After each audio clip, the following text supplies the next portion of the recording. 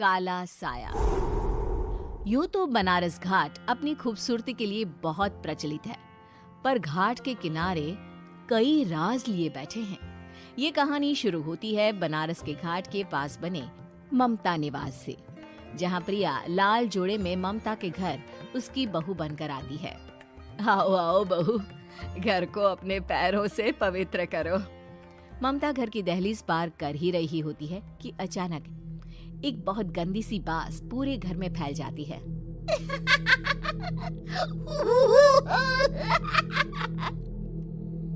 ये बदबू और ये आवाजें, ये कौन हंस रहा है माँ?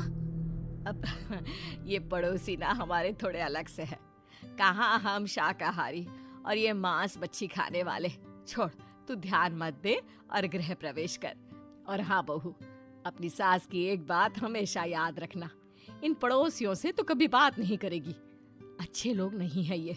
अपनी सास की ये बात मानेगी ना बेटा? हाँ माँ, जो आपकी मर्जी, मैं उनसे बात नहीं करूंगी। अगले दिन प्रिया अपनी पहली रसोई बनाने रसोई घर में जाती है। ये छोकी बात तो नाक में जा रही है।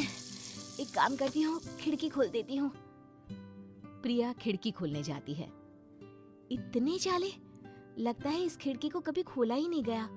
पर ऐसा क्यों? ओह, नॉन वेज की स्मेल आती होगी ना। 2 मिनट के लिए खोल लेती हूँ, फिर बंद कर दूंगी। प्रिया खिड़की खोलती है। खिड़की खोलते ही उसकी नजर सामने वाले घर की खिड़की पर पड़ती है, जहाँ एक लड़की खड़ी होती है। हाथों में मेहंदी, लाल रंग की साड़ी, बिल्कुल सजी धजी, मानो प्रिया की तरह ही वो भी नई नवेली बहू हो। वो प्रिया को देखकर मुस्कुराती है। हे भगवान, माँ ने तो इनसे बात करने को मना किया था।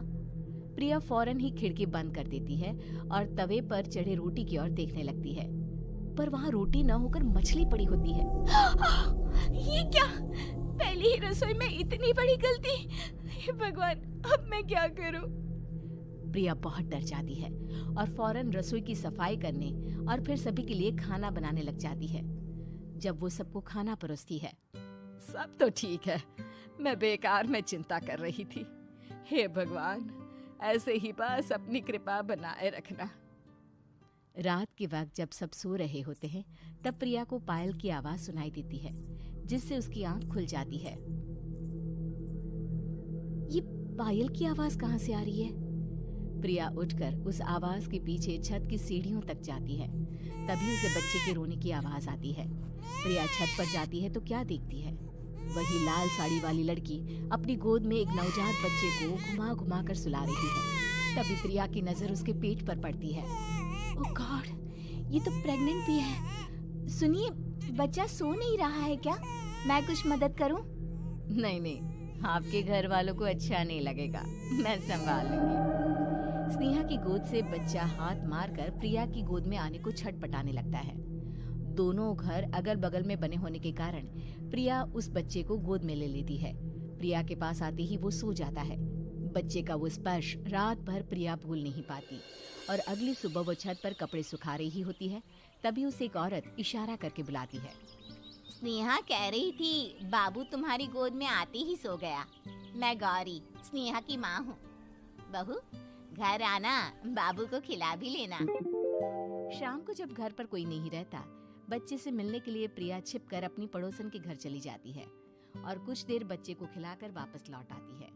इसके कुछ दिन बाद ही प्रिया को पता चलता है कि वो माँ बनने वाली है। ममता की खुशी का ठिकाना नहीं रहता।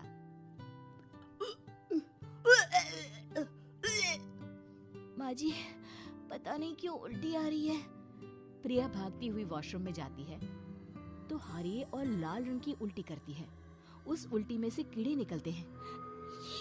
ये क्या? खून और ये कीड़े! माँ! माँ! प्रिया की आवाज सुनकर ममता दौड़ कर आती है, पर बेसिन में कुछ नहीं होता।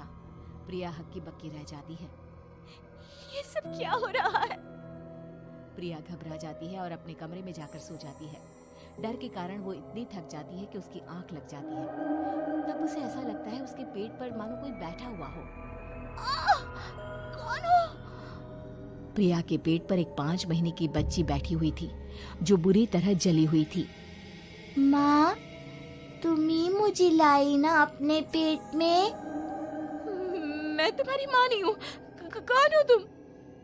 माँ, देखो मैं जल गई बुरी तरह से। 6 महीने पेट में रहने को भी मुझे नहीं मिला। सहला दो ना माँ। बचाओ, बचाओ, माँ! ममता दौड़कर कमरे में आती है। प्रिया की बातें सुनकर वो सब समझ जाती है। तू कहीं बगल वाले घर में तो नहीं जाकर आई ना बहू? मुझे माफ कर दो, मैं गई थी माँ। उस घर में सब मरे हुए हैं बहू।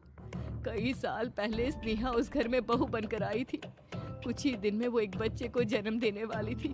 पूरा घर बच्चे के आने की खुशी में खोया था कि एक दिन अचानक उस घर में आग लग गई। सब बुरी तरह जलकर मर गए। गौरी आज भी दादी बनने का इंतजार कर रही है और इसीलिए स्नेहा ने अपना अजन्मा बच्चा तुम्हारी कोख में डाल दिया। ममता ये कह रही होती है कि पीछे से उसके पैरों को एक बच्चा पकड़ लेता है। दादी, दादी। माँ, स्नेहा की गोद में यही बच्चा था। ये बच्चा कौन है फिर? तेरी मौत है।